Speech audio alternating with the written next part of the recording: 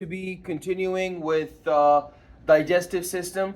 So we talked in the past about the respiratory system and how the respiratory system is divided into upper respiratory tract, lower respiratory tract. The digestive system is also upper digestive tract and lower digestive tract. Okay, when we get to the urinary system, we're also going to see there is an upper urinary tract and a lower urinary tract. So these are classifications based on structure. So structurally, our respiratory tract is divided into an upper respiratory tract and a lower respiratory tract.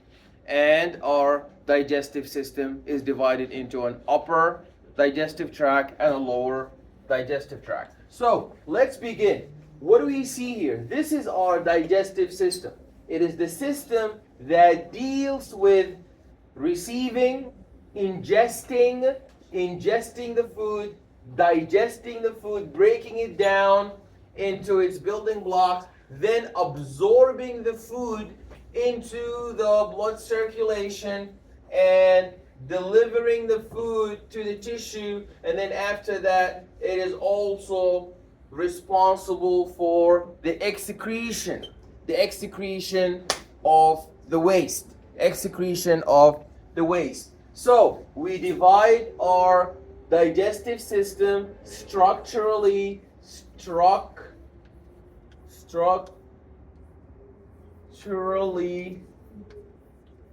into upper digestive tract and a lower digestive tract. So for the upper digestive tract, we have an endoscopy. So where does the upper digestive tract begin? It begins from the oral cavity. Number one, that is the oral cavity, followed by the esophagus,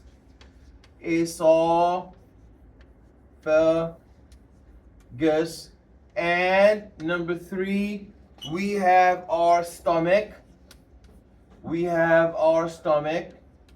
And lastly, we have the upper portion of the small intestine, and that is known as the duodenum.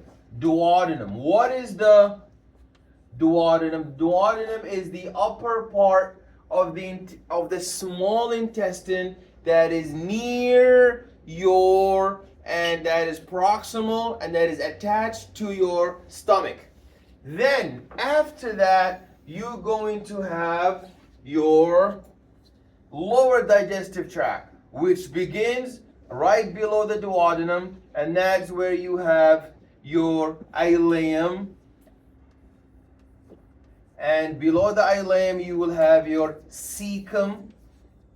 And then below the cecum, you're going to have now your large intestine, or the colon or the large intestine, and then you're going to end up with the rectum, which includes the anal canal. So you have to remember that the intestine begins from the upper digestive tract and ends in the lower digestive tract. So here, that is your intestine. This is the small intestine. This is the small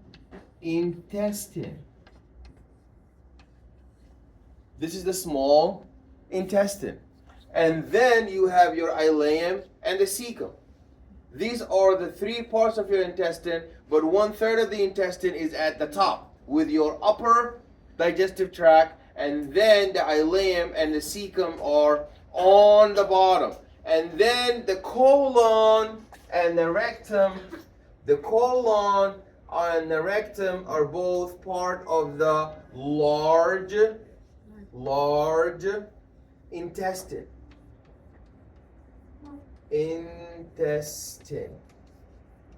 The colon and the rectum are part of the large intestine. Okay, so if I would like to perform some diagnostics,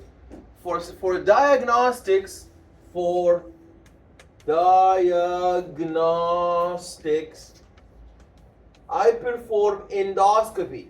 Endoscopy. Endoscopy. And I put a camera inside the oral cavity, camera that goes down to the esophagus.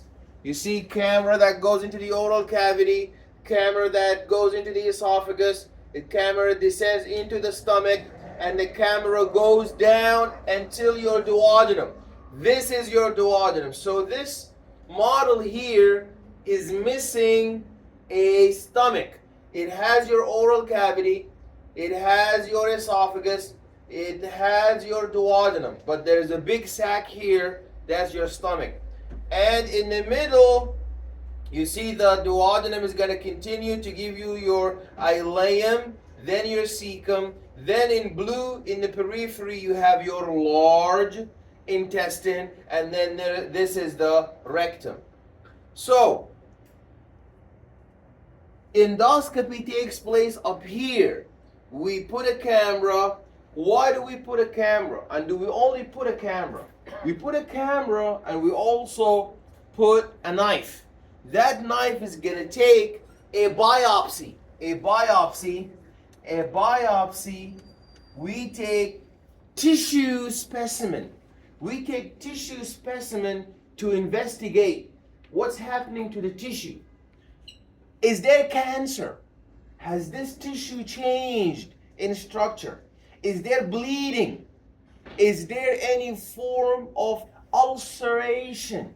Is there any form of a fissure? Is there any form of a microbial infection that is taking place in your upper digestive system? So we visualize that with the camera, and we take sample with a biopsy that we look in the microscope. So the people that drink the alcohol, smoke the cigarette, smoke the weed, what's going to happen to the esophagus? What's going to happen to the esophagus with the alcohol that's going inside the esophagus? What's going to happen when the nicotine of the smoke and the weed is going, and all the smoke is always touching the walls of this epithelial tissue of your esophagus? What's that going to do to the esophagus? Yes, Vasilis. Yeah, it will weaken it, will cause stress, will cause oxidation, that will cause metaplasia and cancer. That will cause the cells to change due to this excessive stress that it's been dealing with, especially when you go down in age. So at the beginning, young people do not really suffer from it, but as they get older, this increase in the duration and the intensity and the onset of the stress is now going to backlash at an older age. But how do we detect that? With a biopsy and with endoscopy. Colonoscopy, endoscopy is through here, the oral cavity, down the esophagus, and we end where? In the duodenum. We stop at the duodenum. Then for the lower digestive tract, we do the opposite, and that is known as colonoscopy. That is not endoscopy. That is colonoscopy. And in colonoscopy, we don't enter the camera through the oral cavity. We enter the camera through the rectum. We enter the camera through the rectum. You guys think that's funny? We enter the camera through the rectum, and the camera goes through the large intestine, then the small intestine, up until the beginning of the ileum. Then we pull the camera out, and we take all the images. That's how we find out there is colon cancer. That's how we find out there is ulceration and fissure of the cancer, inflammatory bowel disease. All of that is done with colonoscopy, and by identifying the lower digestive tract. Okay, this is a structural classification. So the school, structurally, the lower floor is like the offices and the HR and the administration. But the top floor is like where the labs are. You're not going to find a model on the first floor and you're not gonna find like a lot of secretaries up here, because the structure means that their job is gonna be on the first, because you're not gonna have a lot of schooling in the first floor. There's not a lot of models, but up here there is. So the same thing. There is an upper, that's a classification based on the structure. So your body and your bodily systems, they are like a community. They are compartmentalized. Compartmentalized. Compartmentalization. What does compartmentalization means? Compartmentalization is when you localize regions that are responsible to perform a function. So you have in the society a hospital, that's the compartment, responsible for receiving patients, treating patients, and discharging the patients. There's police precinct, receiving criminals, processing the criminals, and sending the criminals to the prison system. There is a compartment where you sell. You go receive the customer buys, and the customer goes home. Your body, there is compartmentalization also. There's systems for food, there's systems for metabolism, systems for excretion of waste, systems for movement, skeletal muscle structure. So each system is compartmentalized. And even within the system, we will see that these organs have their own different functions. So this is not a classification based on a function. This is a classification based on a structure. Now, structurally, how many divisions did we divide the digestive system into? 2. How many divisions did we divide our digestive system into structurally? How many? Structurally is 2. UDT, LDT. Upper digestive tract, lower digestive tract. Then these are the parts of the upper, these are the part of the lower. Now let's look at the digestive system functionally. So this is no more structurally. Now we're going to be looking at the digestive system functionally, dividing the parts of the digestive system not based on where do they fall, up or down, but rather where do they fall, where do they fall in terms of job. So now this is functional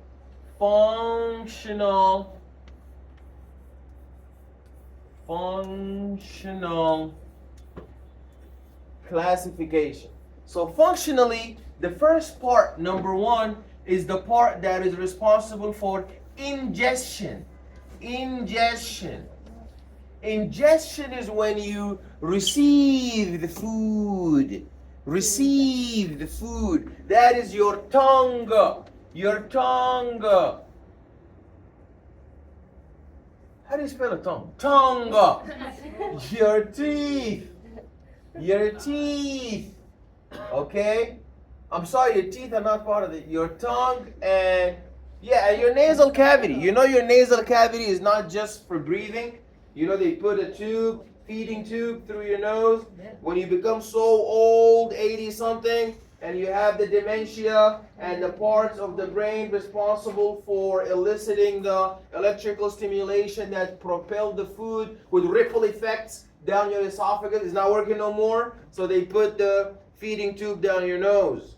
So that's part, the nasal cavity and the oral cavity. So the oral cavity, the nasal cavity are all part of the ingestion. Ingestion is when you ingest, from the word in, bringing the food inside. Yeah. Then number 2, you have digestion. And in fact, digestion is divided into 2 stages. What are the 2 stages we divide digestion into? There is physical digestion, and there is chemical digestion. Physical digestion is when you chop up physically, blend the food, churning. Physically with your teeth, so your teeth are cutting up the food. And your stomach is going to cut up and chop up the food with the churning, cutting,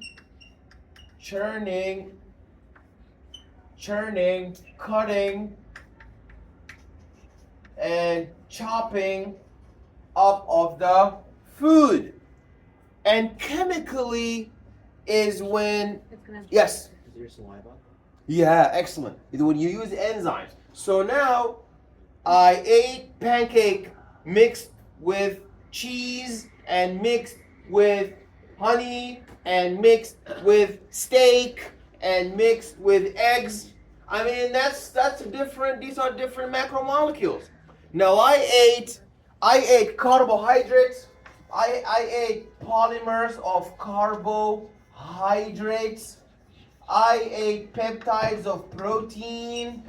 These are big protein peptides. Yeah, and I ate fats, lipids. So I need to break down the carbohydrates into glucose. They're monomers. So I use enzymes that break down carbohydrates into glucose. And I use enzymes that break proteins into amino acids. And I use enzymes that break down lipids into free fatty acids. Free fatty acids and glycerol. Free fatty acids and glycerol. Then I have really digested them chemically. So after I digested my food physically, churning it, breaking it, chopping it up, then I break it down from macromolecules into micromolecules. From carbohydrates, pancake, into glucose. Why? Why don't I just leave it like that? Carbohydrate. Why do I have to just break it down into glucose? Because the cell can never metabolize macromolecules. So that's the next step. 3 is ingestion. Ingestion. I'm sorry, not ingestion. Yeah. Absorption. Absorption. You know when somebody coming from the airport? Raise your hand if you've been to the airport. You like the airport? No. You don't like the airport? Not the airport. I like it. I like the airport. I imagine myself traveling in my own private jet. And then I walk out. Mhm. Take the subway. Yeah. The climax have went down. Anyways, so this airport is like the food is in the airport in the digestive system. It's not in the blood yet. So your friend is in JFK. It doesn't mean he's in America. You gotta get him to the home. That's what absorption is. So just because you have the food, you broke it down, you chop it up, and it's in there in your intestine. You gotta pick it up into the blood. That's absorption. So absorption is when you have the digestive system. In it you have these breakdown products. So now you no longer have proteins because that means you did your chemical digestion. Now you have amino acids. You have amino acids. Then you have your free fatty acids. No more lipids. Remember we broke them down into their building blocks. Amino acids, free fatty acids. Then you have your glucose. Then you absorb that into the circulation.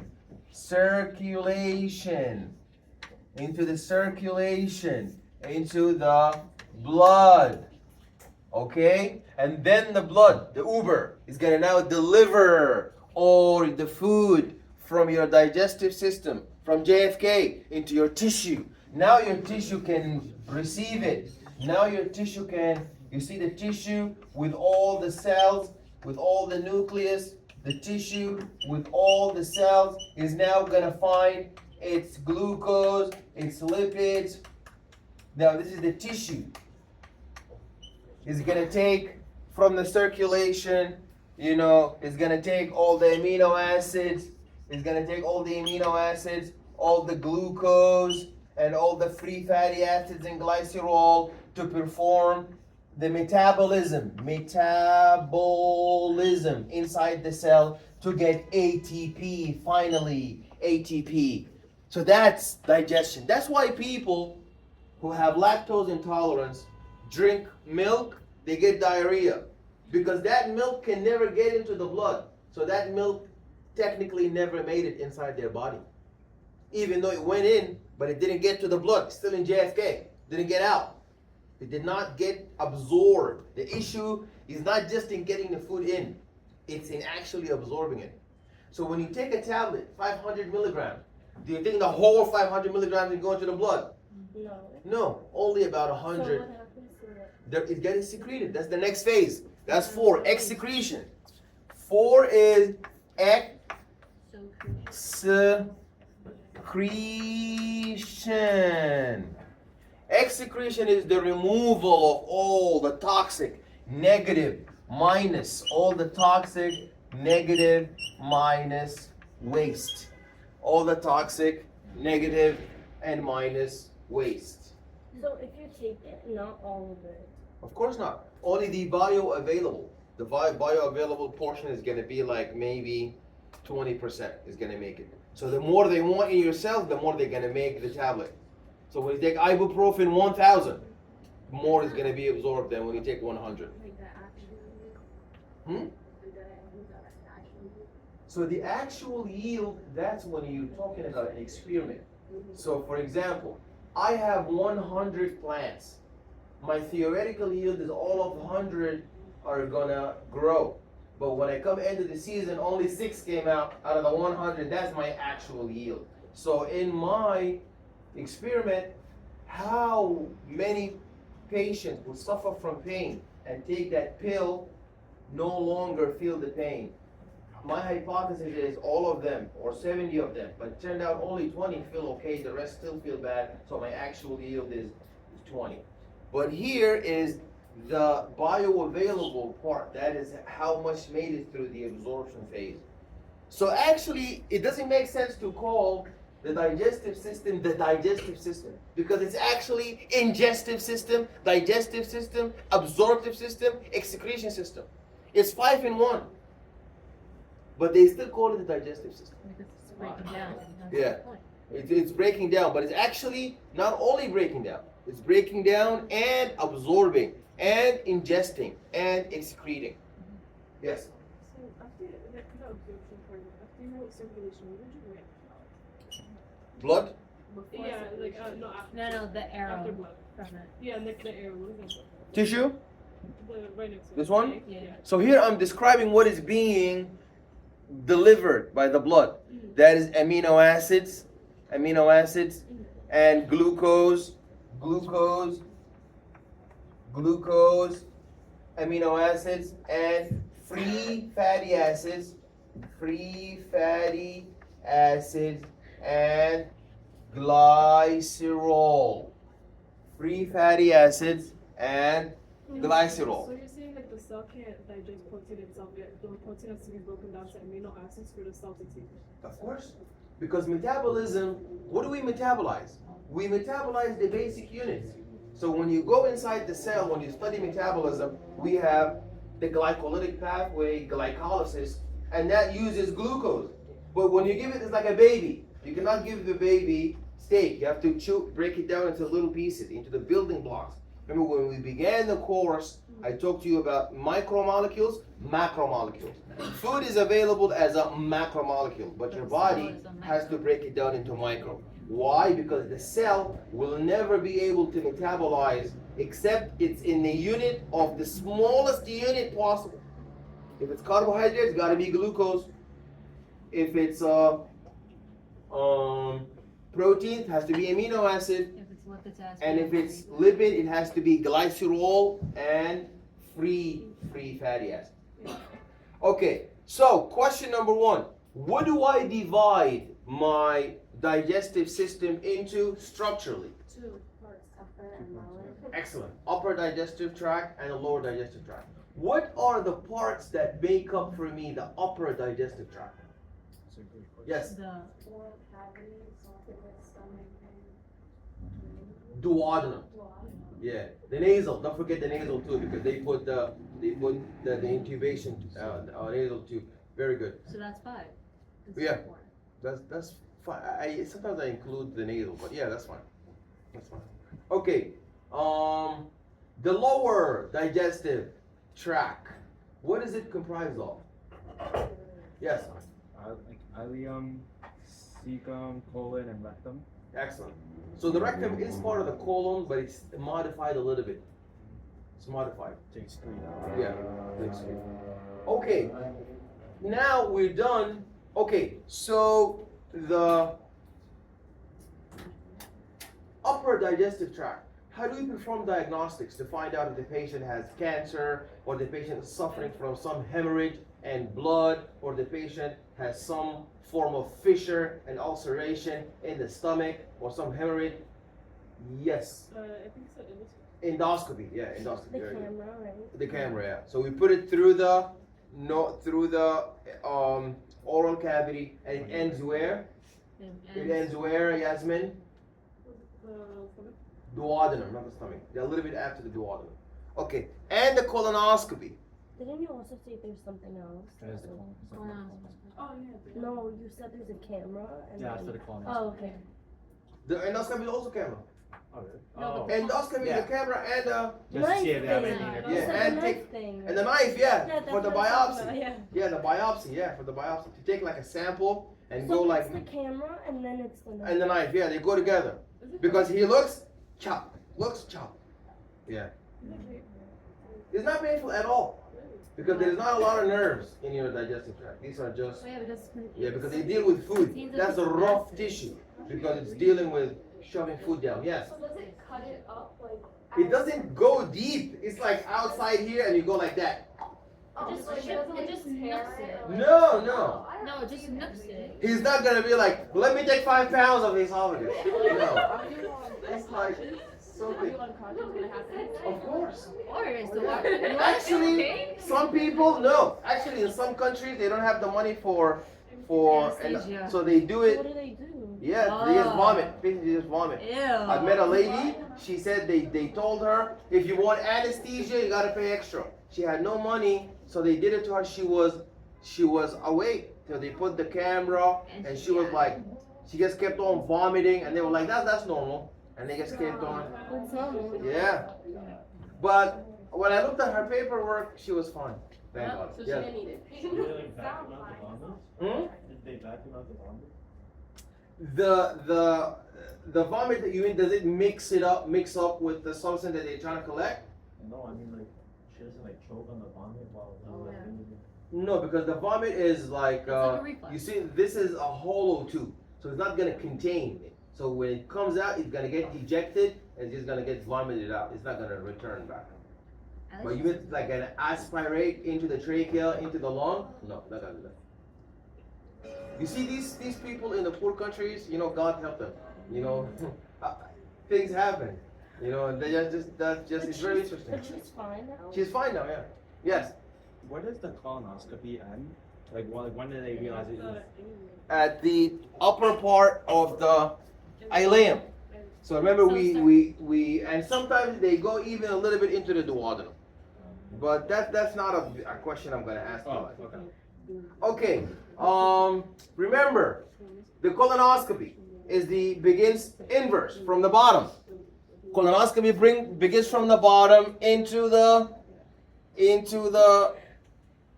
large intestine, then into the cecum, then ileum, then up a little bit into the duodenum, and then they pull out to see the results. Okay. Ingestion, digestion. What is churning part of? Is churning part of ingestion, digestion, excretion, or absorption? Yes. Digestion. Who performs churning?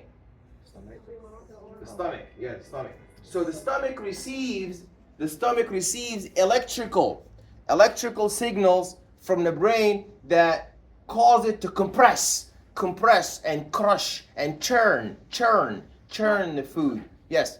But doesn't the churning happen in the physical digestive systems that happen with the teeth, not in the stomach? No. The teeth chop like a blender. They cut up the food. But once the food is now down into the stomach compress it even more. So it's that's more the mushy. churn. Yeah, that's the churning, yeah. Also, the stomach has hydrochloric acid. That's about 1.5. yeah, really low pH. So that acid is like a detergent. It's gonna really destroy the bonds between these food molecules. Then you're gonna have enzymes like amylase. Amylase, what's the name of the enzyme that breaks down sugars? It's called amylase. Amylase breaks down carbohydrate into glucose. What's the enzyme that breaks down proteins? Peptidase. Peptidase breaks down proteins into amino acids. What's the name of the enzyme that breaks down lipids? What's the name of the enzyme that breaks down lipids? Lipase. So don't think because I'm not writing it, it's not important. So the enzyme that breaks down carbohydrate, into glucose, that is known as amylase. Amylase. What's the name of the enzyme that breaks down protein into amino acids? That is known as peptidase. And lastly, you have the enzyme that breaks down lipids into free fatty acids and glycerol, that is known as lipase. You know all the enzymes and many of the enzymes end with ACE. Remember peroxidase, lipase, amylase, lipase, peptidase. So you have to know these enzymes. I'm going to ask you about them on the exam. Okay, what breaks down proteins? Peptidase. What breaks down carbohydrates? Amylase. What breaks down the lipids? Lipase. Very good.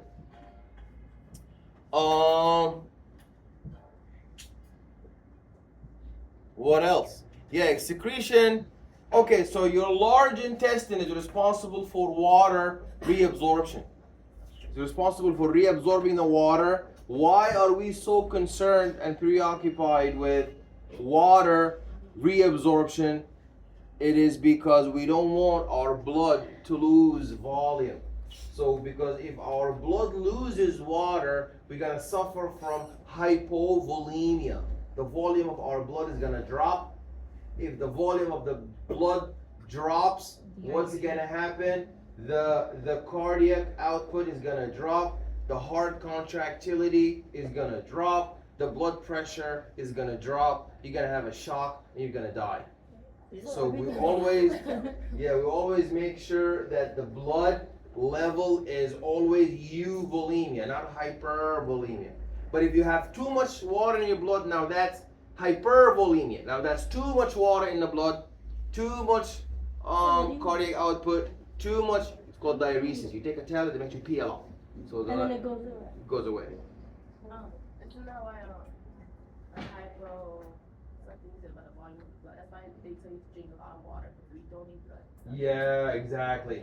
And that's don't dehydrate. Don't stand in the sun for too long. What happens if you drink too much water?